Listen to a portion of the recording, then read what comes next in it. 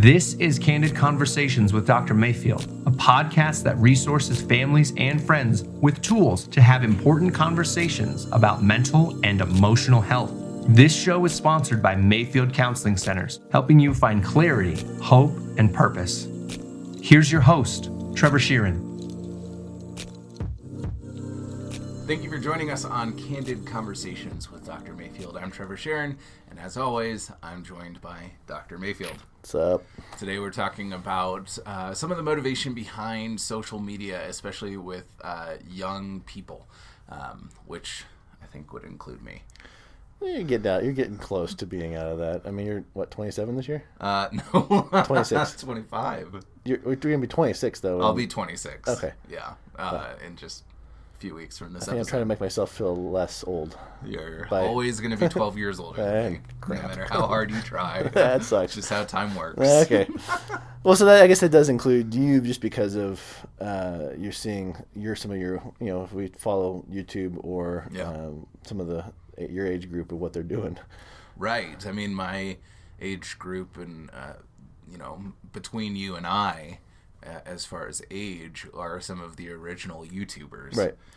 What's the guy that... so I'm just thinking about a couple people that have become famous through social media. You think of Justin Bieber. Mm-hmm. But who's the guy, the blonde-haired guy that got really... Are you talking about PewDiePie? No. He's got in trouble for some things he posted. Oh, that's one of the Paul... Yeah, brothers or whatever. Yeah. I mean, but just... But the fact that we're talking about them, right, and without internet, we'd be like, who?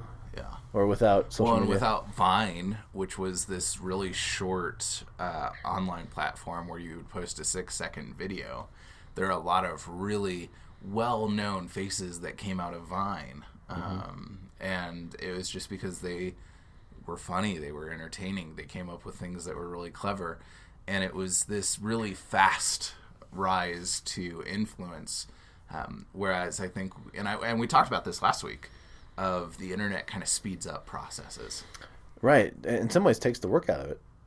Right. You can have a really funny joke and it goes viral, and that's all you did is you told a funny joke. Right. Or in Justin Bieber's case, playing the piano and singing, and it took off, or guitar or whatever he did. Yeah. But it was almost one day unknown. The next day, I'm on Good Morning America and Oprah and all this kind of stuff. And how did I get here? And holy crap. Yeah, I think there's a good distinction that you're talking around of there's fame and then there's viral fame. Right. And like, okay, give it to Bieber. I mean, he's talented and, he's made some poor choices and he's getting his life together and all that kind of stuff. And so it went from... it was viral fame that's lasted. Right, out of a lot of work that he's done. Right. And also more viral fame. I think that there's a compounding nature to this. Sure. Which I think can be really dangerous. Mm-hmm. I have this theory about fame, hunger, and porn. And they may not seem to be completely... Let me explain. So if you have kids in the car right now, you might want to turn this off and listen to it later. No, I'm just good. So if you are hungry, and I let's say you're hungry right now, and I give you a spoonful of sugar. Makes the medicine go down? Yeah, it makes the medicine go down, but there's no medicine. There's no medicine, just sugar. Okay. It's just like, let's just say I give you a bag full of marshmallows. Now that's substance that will go into your belly and fill it, but there's no nutritional value. And what ends up happening after you eat those marshmallows? I'm going to be hungry. And you're probably going to be more hungry. And a little bit sick. Than you were before the marshmallows. So it's like every time I eat Chinese food. Yeah. Okay.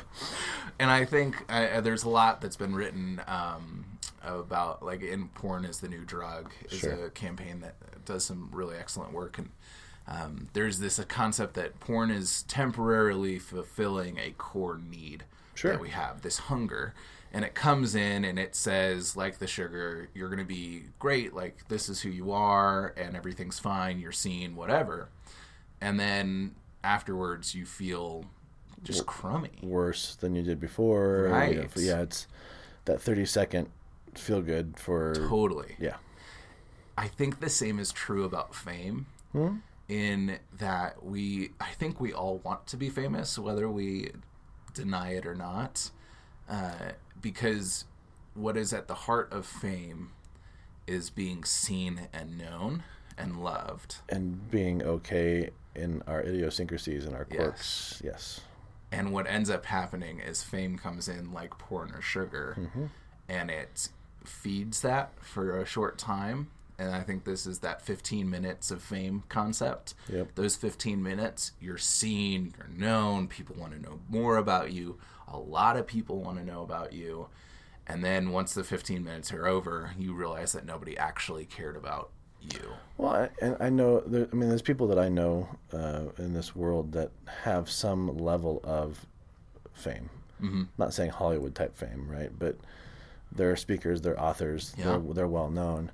And as I've gotten to know them, the comments that I keep on hearing is, I'm doing this because I'm supposed to. I'm writing this message down. I'm speaking because this is something that's inside me that has to come out. But it's lonely because people just want to get to know me because of my platform, not because of who I am. And so, as my wife and I have befriended a couple, individuals just because of the circles we run in, and we love to be genuine friends, not tooting our own horns or anything like that. But if you're going to be friends with us, it's like we're all in. Like we're gonna it's the true nature of friendship. And some of these people have said, haven't experienced that in a long time, and that just breaks my heart. But it's the flip side too, right? So if you are becoming known because of a message, because of a call, because of a whatnot, it becomes very lonely because people just want to jump on the bandwagon. Yeah. Right. And so there's the 15 minutes of fame where you want to throw yourself out there to be known, and it's empty. Totally. And then there's the true following the calling, and it's empty. And I remember there was actually a pastor of mine years ago was on stage, and he was saying that until you have embraced obscurity and found identity there, you will fall apart as soon as you get on a stage. Absolutely. And we see that constantly. I mean, look at how many moral and ethical failures we've seen in famous people over the last 5 years. Well, and we're talking about not just like celebrities, but also the Christian celebrities, the religious celebrities of our day too. I mean, how many pastors have been of mega churches over the last 3.5 years have been asked to leave in some pretty prominent places? Totally. And so what I think is happening is, as we talked about last episode with living online, we're all seeing these individuals who we didn't know yesterday, but now we know really well, and we know all these things about. And there's this longing in us that is healthy and I think pure in a lot of ways, to be known, to be loved, to be accepted. Yeah. And the fame that we see in some of these online celebrities is so craving-inducing. And we kind of get caught up in thinking that that's the way to fulfill this need, when really we need to have a meal before we have dessert. Right. And the dessert is more for pleasure than it is for sustenance. Well, and it's like you said, the craving of feeling that core longing. And if as a society we were doing what we're supposed to do, right, there wouldn't be anybody that felt unseen or unvalued. But we are a broken society that throws people to the side at the expense of or at the pursuit of our own desires and needs. And so I think if we were actually doing what we're supposed to as a society, one, we wouldn't need counselors. Yeah, but we'd be out of a job. We'd be out of a job. But two, it's really going. It's a valid, and that's where I want people to hear this too. And I don't think you didn't say this, but it's a valid desire. It's a valid need. It's just like you said with your analogy of sugar and pornography. Like, it's the way we go about filling that need has to be more processed and more thought out than just the 15 seconds of fame. But then you hear about and I'm sure you've heard, see this in your friends, and you've heard this too. But I see this with clients that come in. I posted something and nobody liked it, and now my world is coming to an end. Or I posted something and somebody reshared it, and they added something of their own, and now I'm embarrassed. Or, I mean, there's a lot of, I'm Well, and I'm curious what would happen if we've kind of come up with this hypothesis that what they're really saying in that is, I feel like nobody sees me. Sure. Or is hearing me, or is paying attention to me. If we were to respond by saying, that's a really clever post, I like that, that's awesome, and maybe even using that language of I like that, and doing it in a relational way that is intentionally trying to have them know that they are seen, that they are heard, and what that might do for a person, because I have a sneaking suspicion that there's going to be a little bit of a desire that more people would like it, but if you do it quality over quantity, I think that makes a huge difference. Well, I have to admit, too, that when I don't post much. I'll post updates, and as I'm working and figuring out kind of the author page and all that kind of stuff, obviously you're going to post updates and maybe thoughtful quotes and those kinds of things. But it does, I watched myself as preparing for this podcast today and then last week's, but what is my own viewpoint of what I post and how I want people to share it. Do I want people to like it? Yeah, of course, because it's innately there's hey, people are seeing and valuing what I have to offer. And I could see how somebody can get easily sucked into that being all there is. Totally. If you're not picking your head up and looking around and being in relationship with others. And that's where I get scared with, and maybe this is wrong, and I'm needing to study this newer generation of 10 to 15-year-olds. But I feel like in the grand scheme of things, if you're under 20, 25 years old, a lot of your relational accolades and a relational connectedness comes online versus in person. I don't know if I'm wrong on that. Well, I think that's been true for a long time too, because I even remember this is a moment that stuck out in my memory for years. In high school, there was a friend who was talking about how he had the goal to have 1,000 contacts in his phone, and this was when teenagers were just starting to get phones, and I think that was really, that's the same concept as I want to have 1,000 friends on Facebook. And what he was saying was that he wanted to be well connected. He wanted to have a strong network. He wanted a lot of people to know him and to know a lot of people. And there's nothing wrong with any of that. But I think it was also the piece that gets tied in that is detrimental is the identity piece, where what happens if you don't have 1,000 contacts on your phone? What happens if you don't have 1,000 Facebook friends or likes on your post?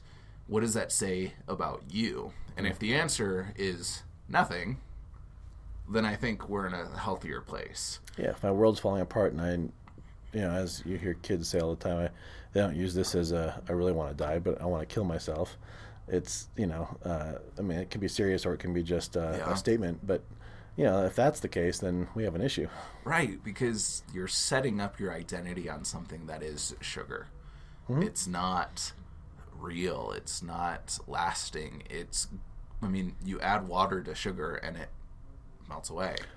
Let me use just a story came to mind when I was working up in Denver in the juvenile justice system, and I was working with teens that had been caught smoking pot and doing some more or less benign drugs, but still illegal.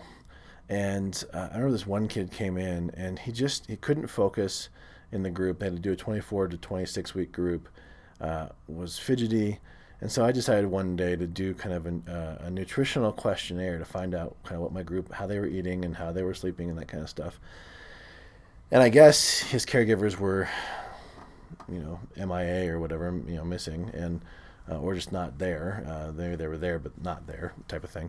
And he wrote down that he has a Twinkie for breakfast and a Mountain Dew for lunch and like a Hostess cupcake for dinner, because that's what he could afford. Ugh. Well, but looking at his behavior, looking at how he's looking physiologically, like he couldn't stay awake sometimes in group, couldn't focus, wasn't able to, and so I'm like, oh, okay, you're filling yourself with these things that provide nothing and you're trying to live versus finding ways to provide sustenance and that kind of stuff. And I think it's a kind of an interesting analogy to what we're talking about of a lot of people are wanting to, have a social media presence that is all cupcakes and Twinkies. Well, and my father-in-law is really into eating closer to the ground. Mm-hmm. Maybe we'll have him on the show one day. That'd be fun. He's an old hippie who bought a farm down in Pueblo.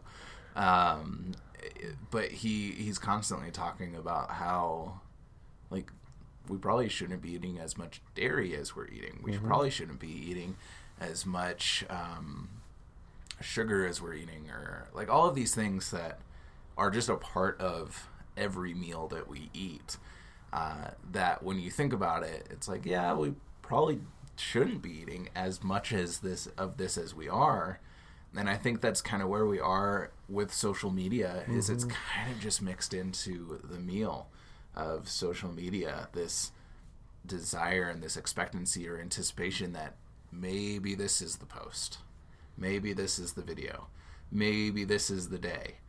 And that can be really dangerous unless we're monitoring it. And even when we're monitoring it, can be dangerous, but being able to look at it and say like, oh, yeah, that's some of that desire to be famous. And I'm wondering about myself if I need to spend some time with friends or family that truly care and know me. So how do you test that, though? I think that's a good question. But how do you, or a good comment, like how do you test your motivation? How do you test whether or not there's a healthy balance of sense of self in the real world versus the drive for viral success or fame in the digital world? I think first, who am I saying this to? Okay, will make a big difference. If it's to a certain person or just your group of friends or people who know you, that's different than I'm posting this to the world. Second, what does it mean about me that I'm saying this? And I think this goes to last week's episode too. Am I saying this because it's something that I believe, or am I saying this because it makes me look better than I am? Am I saying this because I want people to think that I'm richer than I am? I think we fall into that trap a lot with social media. And I think thirdly, if we this takes more self-awareness, and this is definitely the hardest of the three kind of litmus tests. How do I feel as a person in the realm of being known and seen? And if you don't feel seen or known or heard or understood by people in that moment that you're posting, I think it's probably likely that you're looking for that in that text, even in the moments that, if we are talking and I feel like you've just talked over me and you were trying to get something out of your head and I didn't really have much of a participatory role in that conversation, I was more just the listener, likely I am going to pull out my phone and start scrolling Facebook soon after. Because I think it's a coping mechanism for not being heard and not being seen. And we can use this and feel like, oh yeah, I got 5 likes. And that's, Mark may not have been paying attention to me, but these 5 people did. And even though Mark's still in the room. Right. Right, yeah. Right. And so I think those are the 3 things that I think we should be thinking about when we're posting to social media.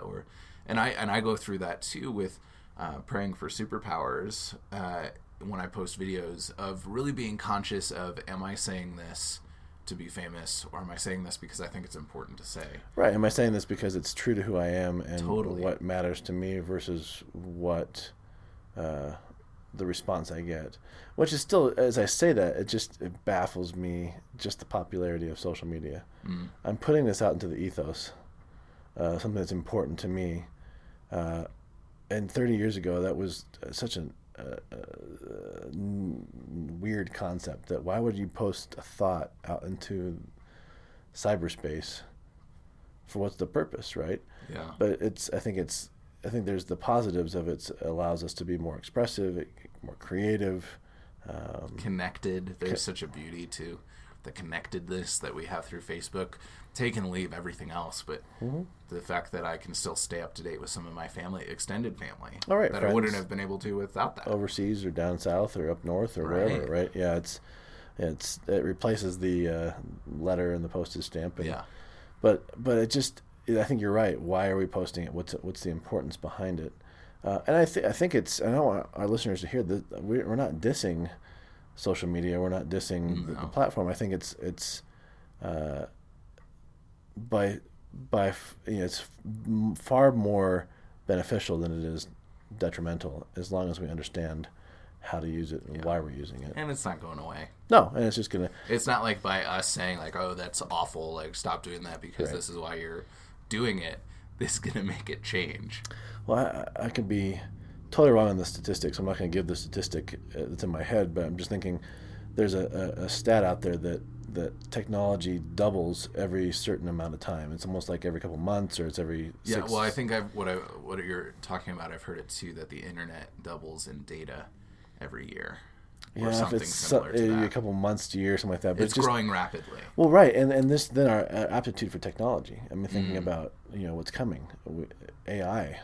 Yeah. Artificial intelligence is not a thing of the sci-fi movies anymore. No, there's a YouTuber right now who has used AI systems to play games like the piano tiles game. And I think that's really, as soon as we start using technology for something dumb, that's when you can no longer say it's sci-fi. Right. Well, right, exactly. It's like goes back to some of the 80s and 90s movies that were projecting what might happen, and now here we are. But that's where I want our listeners to go. We're not going to escape this, and so how do we engage it with health? How do we engage it with intellect? And we might not agree with all of it, but it's not going to go away. So how do we equip ourselves and our families to do this well? Totally. We'll catch you next time. Thank you for joining Candid Conversations. If you would like more information, you can email candid@mayfieldcounseling.com or call 719-452-4803.